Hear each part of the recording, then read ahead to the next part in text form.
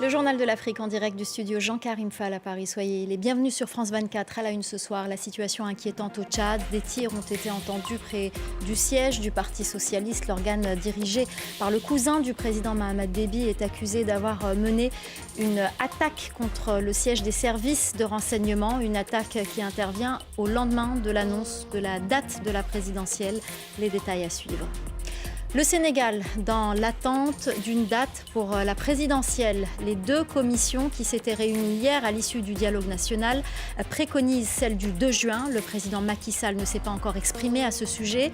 Il présidait ce mercredi un conseil des ministres avec au menu le projet de loi d'amnistie pour la réconciliation nationale.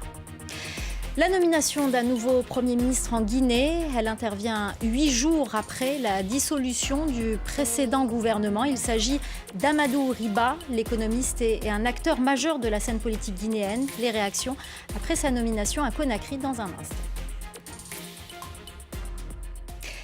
Ces tensions au Tchad, des tirs sporadiques ont été entendus mercredi à N'Djamena, près du QG du Parti socialiste sans frontières, un parti accusé par le gouvernement d'une attaque la nuit précédente contre le siège des services de renseignement. Il y aurait plusieurs morts, des violences qui interviennent juste après l'annonce de la date de la présidentielle. Laurent Berstecher. En plein cœur d'N'Djamena, des véhicules blindés roulent à toute allure vers le QG du PSF, le Parti socialiste tchadien, assiégé par l'armée. Quelques heures plus tard, le bâtiment criblé de balles affichait les séquelles des lourds échanges de tirs qui ont retenti toute la matinée dans la capitale tchadienne. Un peu plus tôt dans la journée, les autorités avaient accusé le PSF d'être à l'origine de plusieurs attaques contre des magistrats et des membres des services de renseignement. Une tentative d'assassinat contre le président de la Cour suprême a été fomentée par le secrétaire chargé des finances du Parti socialiste sans frontières, ce qui a conduit à son arrestation. Cependant, la situation a pris une tournure dramatique avec une attaque délibérée des complices de cet individu menée par des éléments du PSF et à leur tête le président de ce mouvement, Yaya Dillo, contre les locaux de l'Agence nationale de sécurité de l'État, occasionnant plusieurs morts. Le chef du Parti socialiste, Yaya Dillo, nie toute implication dans l'attaque et dénonce une tentative de l'éliminer politiquement à l'approche de l'élection présidentielle. Cette montée des tensions intervient au lendemain de l'annonce du calendrier électoral, avec un premier tour prévu le 6 mai prochain. Et même si sa candidature n'est pas encore officielle, l'actuel président de la transition, Mahamat Idriss Déby Itno, devrait se présenter. Porté au pouvoir par l'armée suite à la mort de son père en 2021, il avait immédiatement promis de rendre le pouvoir aux civils avant de finalement repousser l'élection de 2 ans. Et au Sénégal, on ne connaît toujours pas la date de la présidentielle. Les commissions réunies hier à l'issue du dialogue national préconisent l'organisation du scrutin à la date du 2 juin. Mais le président Macky Sall n'a pas encore tranché. Bilal Tarabé. La crise politique au Sénégal est-elle en passe de se terminer? La commission, réunie dans le cadre du dialogue national de 2 jours convoqué par Macky Sall, a remis ses conclusions. Elle recommande la tenue de l'élection présidentielle le 2 juin, bien avant le mois de décembre, comme fixé par les députés précédemment. Et selon des participants, cette date fait l'objet d'un large consensus. Ce qu'on peut retenir, c'est que la date du 2 juin a été la bonne date retenue par 99% des intervenants. Parce qu'on tient compte de l'hivernage. Il faut qu'on fasse l'élection avant l'hivernage. Une élection avant la saison des pluies, donc, qui commence en juin-juillet et après les périodes de carême et de ramadan. Problème, légalement, le mandat du président Macky Sall s'achève le 2 avril. On s'est fondé sur l'alinéa 2 de l'article 36 de la Constitution, qui dit que le président en exercice reste en fonction jusqu'à l'installation du président nouvellement élu. Donc là, je pense que c'est assez clair et que l'idée la plus répandue est que cette disposition-là suffit pour justifier que le président de la République reste en fonction après le 2 avril. Enfin, la commission recommande la révision de certaines candidatures disqualifiées pour la présidentielle. La question est désormais de savoir comment va réagir l'opposition. 17 des 19 candidats à la présidentielle ont boycotté ces 2 jours de dialogue national. Et comment va réagir le Conseil constitutionnel alors que plusieurs de ses avis vont à l'encontre de ses décisions? C'est Macky Sall qui va désormais devoir acter ou non ces recommandations. Et Macky Sall présidait ce mercredi le Conseil des ministres. À l'ordre du jour, le projet de loi d'amnistie, un projet qui a été adopté par le gouvernement. Une amnistie dans le cadre de la réconciliation nationale voulue par le président. Elle devrait concerner les auteurs des faits se rapportant aux manifestations politiques entre 2021 et 2024. En Guinée, le mouvement syndical à l'origine d'une grève générale depuis 3 jours revient à la table des négociations après la libération d'un de ses membres. Par ailleurs, un nouveau Premier ministre a été nommé hier. Il s'agit de Amadou Ouriba, un acteur majeur de la scène politique guinéenne. Pourtant, les avis sont partagés sur sa nomination. La correspondance à Conakry de Malik Diakité. Amadou Ouriba, très connu sous le nom Baouri, est à 65 ans l'un des meilleurs connaisseurs de la politique guinéenne. En 2008, il devient pour la première fois ministre occupant le portefeuille de la réconciliation nationale dans un gouvernement de large consensus.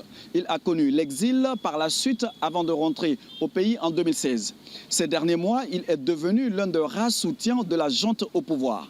Au sein de la classe politique, sa nomination est diversement appréciée. Baouri, c'est un des doyens de la politique guinéenne. Et comme c'est un garçon intelligent, tenace, perspicace, qui met au-dessus de son intérêt l'intérêt supérieur de la nation, c'est pourquoi il a quitté l'exil pour revenir, pour servir sa nation, je pense qu'il va réussir. Je pense très sincèrement qu'il va réussir et il doit réussir. C'est une nomination qui, pour nous, est dans la continuité de l'esprit du CNRD, qui n'est pas le retour à l'ordre constitutionnel, mais plutôt la confiscation des libertés, l'anéantissement des acteurs politiques et éventuellement le glissement du calendrier de la transition. Pour quelle fin? Seul l'avenir nous le dira.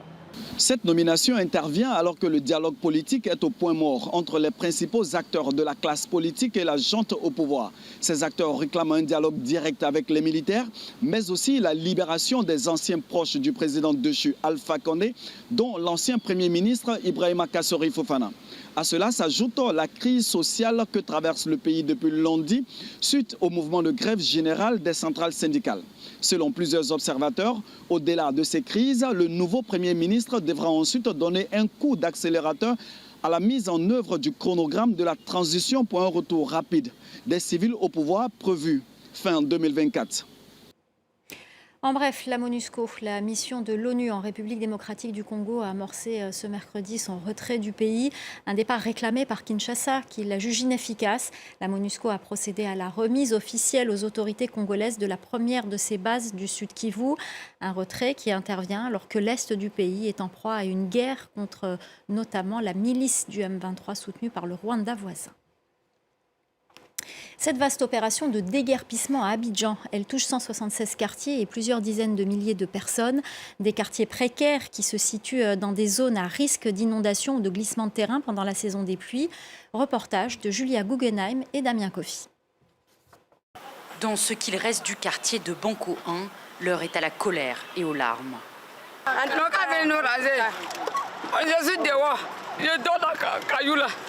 Plusieurs milliers de personnes vivaient dans ce quartier précaire avant que le district d'Abidjan l'intègre dans son opération de déguerpissement. 176 quartiers de la ville sont ainsi en train d'être démolis pour des raisons de sécurité et de santé publique. Ici, aucune solution de relogement ou d'aide financière n'a été proposée. Ceux qui ne sont pas accueillis par leur famille survivent dans les ruines sans eau courante ni électricité. Bon, voici ce que moi j'ai pu récupérer. Dans tous mes affaires, seulement mon cahier. Les habits, tout est resté. C'est les cahiers seulement et puis mes documents, j'ai pu sauver. Ce qu'il faut à nous, là, non, un être humain ne peut pas faire ça. Le quartier abritait également une école primaire. 2 jours après la destruction, aucun des enfants qui n'y étudiaient n'a pu être accueilli dans un autre établissement, d'après cet imam qui est aussi le directeur de l'école. On avait 532 élèves. On ne sait pas aujourd'hui où mettre ces élèves-là. Les enfants, les CP1 en classe de CM2, sincèrement, on ne sait pas présentement où il faut se diriger, à qui il faut s'adresser. Le cas du quartier du Banco n'est pas isolé. Une autre école accueillant 1800 élèves a également été en partie détruite dans la même commune. Un peu partout à Abidjan, on s'active pour sauver un maximum d'affaires et de matériel avant le passage des bulldozers. Mais pour le vice-gouverneur, ces mesures sont nécessaires. Chaque saison de pluie, nous déplorons des pertes en vie humaine avec des dégâts matériels très importants. Et ça a toujours été l'occasion pour les autorités de sensibiliser ces populations, de quitter ces zones à risque. La deuxième et dernière phase de cette opération devrait débuter le 9 mars et durer une semaine. On part à présent à Hafouz en Tunisie, une ville où la jeunesse est particulièrement touchée par le chômage. Pour s'occuper l'esprit et éviter de sombrer dans la dépression, certains jeunes ont décidé de rejoindre un club de musique et de chant. Laurent Berstécher. Comme tous les vendredis, ces élèves du lycée de Hafouz se réunissent dans une salle de classe délabrée pour répéter leur dernier morceau. Une joyeuse cacophonie qui représente un rare échappatoire pour ces jeunes Tunisiens. Ici, les jeunes ont beaucoup de temps libre et s'ennuient. Ils ne trouvent rien à faire. Ça peut entraîner des problèmes psychologiques, des problèmes avec la famille et les amis, du harcèlement et même des suicides. En Tunisie, près de 40% des jeunes de moins de 25 ans sont au chômage. Un fléau qui touche particulièrement Hafouz, petit village de 8000 habitants, où les taux de pauvreté, de décrochage scolaire et de suicide sont parmi les plus élevés du pays. C'est dans ce contexte que l'association Tunisia 88 ouvre ses portes en 2017 en partenariat avec le ministère de l'Éducation. À travers des activités musicales, mais aussi des ateliers de créativité et de leadership, elle apprend aux jeunes à travailler en équipe et surtout à reprendre confiance en eux. C'est un espace protégé où ils peuvent s'exprimer parce qu'on cherche leur voix, on cherche qu'ils pensent, on cherche leur perspective et on les demande de faire beaucoup de choses au sein de leur communauté. 7 ans après sa création, Tunisia 88 est aujourd'hui présente dans tous les lycées du pays, permettant chaque année à des milliers de jeunes Tunisiens de faire parler leur créativité. Voilà, c'est la fin du Journal de l'Afrique. Merci aux équipes en régie, merci à notre chef d'édition Sarah Aboubakri, merci à nos correspondants et merci à vous pour votre fidélité. Restez avec nous, l'info continue sur France 24.